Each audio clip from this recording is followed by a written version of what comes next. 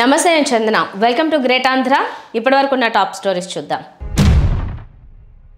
బాబుల కార్యకర్తల మనోభావాల్ని పట్టించుకోని Jagan TDP YCP అధినేతలు చంద్రబాబు నాయుడు వైఎస్ జగన్మోహన్ రెడ్డి తమ పార్టీలు నడిపించడంలో తేడా స్పష్టంగా కనిపిస్తోంది టీడీపీలో కార్యకర్తల అభిప్రాయాలకు విలువ ఉంటుంది ఇదే వైసీపీ విషయానికి వస్తే కోటరీ అభిప్రాయాలకు మాత్రమే విలువ అసలు కార్యకర్తల్ని పట్టించుకున్న పాపాన పోలేదు 2019లో టీడీపీ ఘోర పరాజయం తర్వాత చంద్రబాబు నాయుడు కీలక ప్రకటన చేశారు అధికారంలో ఉన్నంతకాలం పరిపాలనపై దృష్టి సారించి కార్యకర్తల్ని పట్టించుకోలేదన్నారు కార్యకర్తలు తనను మన్నించాలని ఇకపై అలా ఉండనని అన్నారు 2024లో వైసీపీ ఘోర పరాజయం పాలైంది ఇంతవరకు జగన్ నుంచి తన వైపు తప్పు జరిగిందనే మాటే రాలేదు పైగా ఈవీఎంలలో గోల్మాల్ జరగడం వల్లే ఓడిపోయామని బ్యాలెట్ ద్వారా ఎన్నికలు జరగాలంటూ పదే పదే డిమాండ్ చేస్తున్నారు వైసీపీ ఘోర పరాజయం జగన్లో ఇసుమంతైనా పశ్చాత్తాపం తీసుకురాలేదు ఇంతవరకు ఓటమిపై ఆత్మపరిశీలన చేసుకున్నట్టుగా కనిపించడం లేదు కూటమి ప్రభుత్వం కొలువుతీరిన తర్వాత ఏం జరుగుతున్నదో అందరూ చూస్తున్నారు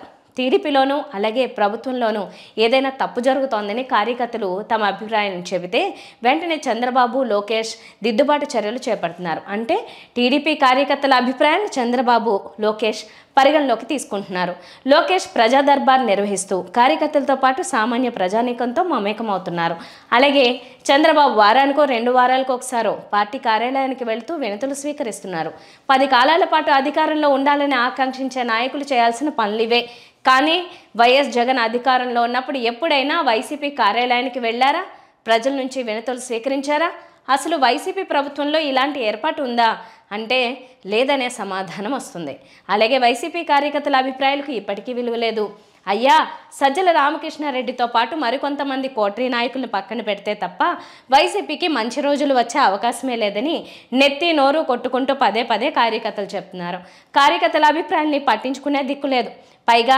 జగన్ తన అభిప్రాయాల్ని కేడర్పై రుద్దుతున్నారు ప్రభుత్వంలో ఉన్నప్పుడు ప్రతిదీ సజ్జల రామకృష్ణారెడ్డితో మాట్లాడించి చివరికి ఘోర పరాజయాన్ని మూటకట్టుకున్నారు ఇప్పుడు ఏకంగా సజ్జలను రాష్ట్ర కోఆర్డినేటర్ను చేసి ప్రతిరోజు ఆయనతోనే సమన్వయం చేయిస్తున్నారు గతంలో సజ్జలను పక్కన పెట్టకపోగా బోనస్గా ఆయన కుమారుడు భార్గవ రెడ్డిని సోషల్ మీడియా అధిపతిని చేసి ఇప్పుడు చాలామంది జైలు పాలు కావడానికి కారణమయ్యారు ఏ ఇద్దరు వైసీపీ కార్యకర్తలు నాయకులు మాట్లాడుకున్నా వేసుకుంటున్న ప్రశ్న ఏంటంటే మన నాయకుడు జగన్లో ఇప్పటికైనా మార్పు వచ్చిందా అని మార్పు వచ్చినట్టు కనిపించడం లేదని ఇప్పటికీ జగన్ చుట్టూ సజ్జల విజయసాయిరెడ్డి పెద్దిరెడ్డి వైవి సుబ్బారెడ్డి చెవిరెడ్డి భాస్కర్ రెడ్డి కనిపిస్తున్నారని వైసీపీ శ్రేణులు గుర్రుగా ఉన్నాయి కూటమి ప్రభుత్వంపై జనంలో అసంతృప్తి మొదలైనప్పటికీ దాన్ని క్యాష్ చేసుకోవడానికి జగన్ పార్టీని బలోపేతం చేసుకోవాలి కదా అని వైసీపీలో అంతర్గతంగా చర్చ జరుగుతోంది రేపు వైసీపీ అధికారంలోకి వస్తే మళ్ళీ ఆ 5-6 రెడ్లే కదా పాలించేది అని మాట్లాడుకునే పరిస్థితి అందుకే వైసీపీ భవిష్యత్తుపై సర్వత్రా అనుమానాలు అందుకే జగన్లో మార్పు వచ్చి తన పని తాను చేసుకుంటే తప్ప రాజకీయ భవిష్యత్తు ఉండదని గుర్తించాలి భయపెడుతున్న విశాఖ సాగరం విశాఖ బీచ్ అంటే సరదాలకు కేరింతలకు కేర్ ఆఫ్ అడ్రస్గా చెప్పుకుంటారు విశాఖకు బీచ్ అతిపెద్ద వరం టూరిస్టులు ఎక్కడి నుంచి వచ్చినా ఆ బీచ్లోనే వాలిపోతారు గంటలకు గంటలు అక్కడే గడుపుతారు విశాఖ బీచ్ ప్రశాంతంగా అందరినీ పలకరిస్తుంది 2 దశాబ్దాల క్రితం సునామీ వచ్చినప్పుడు మాత్రం కలవరపెట్టింది 2014లో హుదూద్ తుఫాన్ టైంలో ప్రళయ భయంకరిగా మారింది ఈ 2 సందర్భాల్లో తప్ప మిగిలిన కాలమంతా బీచ్ అంటే హుషారే అందరికీ అదే షికారుగా ఉంటుంది విశాఖ బీచ్ ఇటీవల కాలంలో కోతలకు గురవుతోంది విశాఖ నగరంలోని ఆర్కే బీచ్ నుంచి చూస్తే ఒకప్పుడు 10 అడుగులకు పైగా దూరంలో ఉండే సముద్రం ఇప్పుడు ముందుకు వచ్చేసింది అని స్థానికులు ఆందోళన వ్యక్తం చేస్తున్నారు వరుసగా అల్పపీడనాలు రావడంతో తీరంలో కోతలు అధికమయ్యాయని అంటున్నారు సముద్రం దగ్గరగా వచ్చేసినట్లుగా ఉందని చెబుతున్నారు ఇది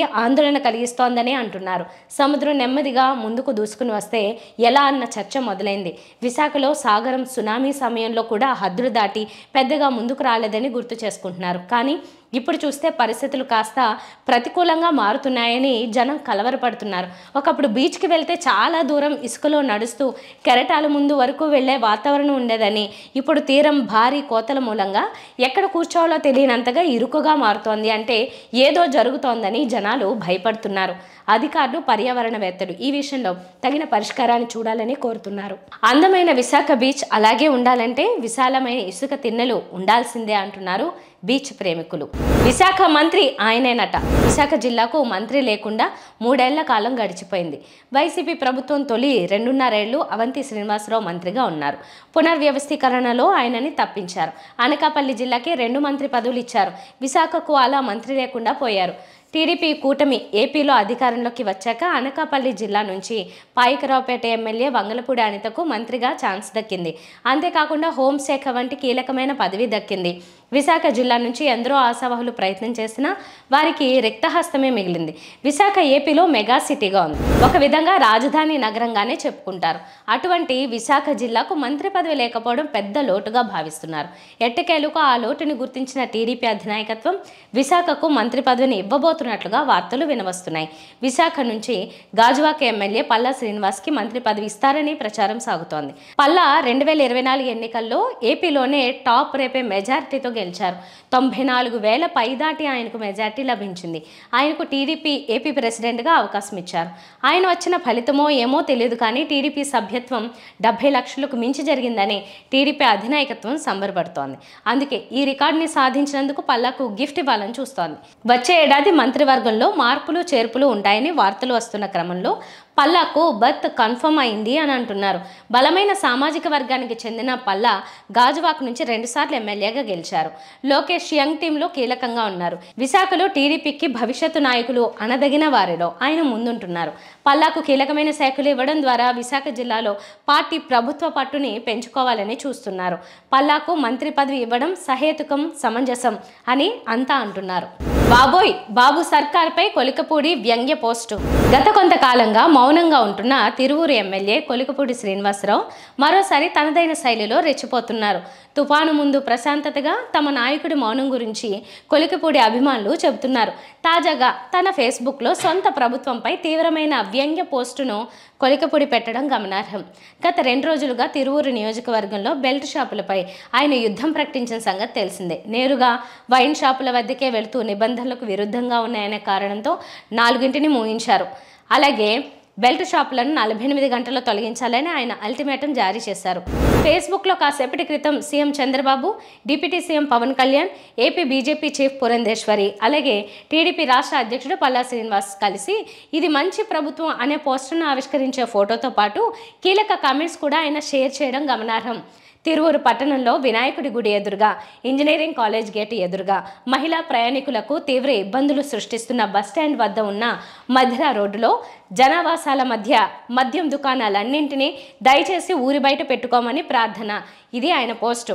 సొంత పార్టీ ఎమ్మెల్యే పోస్టుతో టీడీపీ కార్యకర్తలు, నాయకుల మనోభావాలు దెబ్బతింటాయో లేదో వాళ్ళకి తెలియాలి. ఎందుకంటే ఇది మంచి ప్రభుత్వం అని ఆయన ప్రత్యేకంగా సీఎం, డిప్యూటీ సీఎం తదితరులు ఆవిష్కరించే పోస్టు ఫోటోను పెట్టడంలో ఉద్దేశం ఇది మంచి ప్రభుత్వం కాదని చెప్పడమే. తిరువూరు ఎమ్మెల్యే సోషల్ మీడియాలో పెట్టిన పోస్టుపై టీడీపీ ఎలా స్పందిస్తుందో. కూల్చివేతలపై హైడ్రా కమిషనర్ కీలక ప్రకటన. హైదరాబాద్లో హైడ్రా పేరు వింటే వణికిపోయే పరిస్థితి. ఎప్పుడు ఏ బిల్డింగ్ కూల్చివేస్తారో అని నిద్రలేని రాత్రులు గడుపుతున్న వాళ్ళెందరో ఉన్నారు. అందుకే హైడ్రా కమిషనర్ రంగనాథ్ వార్తల వ్యక్తిగా నిలిచారు. కూల్చివేతలపై హైడ్రా కమిషనర్ చెప్పే ప్రతి మాటను తెలంగాణ రాజధాని హైదరాబాద్ నగరవాసులు జాగ్రత్తగా వింటూ వస్తున్నారు. తాజాగా అక్రమ నిర్మాణాలు కూల్చివేతలపై హైడ్రా కమిషనర్ రంగనాథ్ కీలక కామెంట్స్ చేశారు. ఈ ఏడాది జూలై నెల తర్వాత చేపట్టిన అక్రమ నిర్మాణాలను కూల్చివేస్తామని రంగనాథ్ స్పష్టం చేశారు. హైడ్రా ఏర్పడక ముందు ఉన్న నిర్మాణాలపైకి వెళ్లడం లేదని ఆయన తేల్చి చెప్పారు. అలాగే ప్రభుత్వం నుంచి గతంలో అనుమతులు తీసుకుని ఇప్పుడు నిర్మిస్తున్న వాటి వైపు కన్నెత్తి చూడమని ఆయన చెప్పారు. కొత్తగా తీసుకున్న అనుమతులను పరిశీలిస్తామని ఆయన చెప్పుకొచ్చారు. పేదల జోలికి ఎప్పుడు వెళ్లే ఉద్దేశం తమకు లేదని ఆయన అన్నారు. పేదల ఇళ్లను కూలుస్తామనే ప్రచారాన్ని ఆయన కొట్టిపారేశారు. చెరువుల్ని పరిరక్షించాలనే ప్రభుత్వ ఆశయానికి అనుగుణంగా తాము పనిచేస్తామని హైడ్రా కమిషనర్ తెలిపారు. హైదరాబాద్లో ఆక్రమణల కారణంగా చెరువులు క్రమంగా కనుమరుగవుతున్నాయని రేవంత్ రెడ్డి సర్కార్ భావించడం, వాటిని పరిరక్షించే క్రమంలో హైడ్రాను తీసుకొచ్చారు. తాజాగా హైడ్రా కమిషనర్ ఇచ్చిన క్లారిటీ చాలా మందికి ఊరట ఇచ్చేలా ఉందన్న అభిప్రాయం వ్యక్తమవుతోంది. ఇవి వాళ్ళ టాప్ స్టోరీస్. మరిన్ని అప్డేట్స్తో కలుద్దాం. నమస్తే.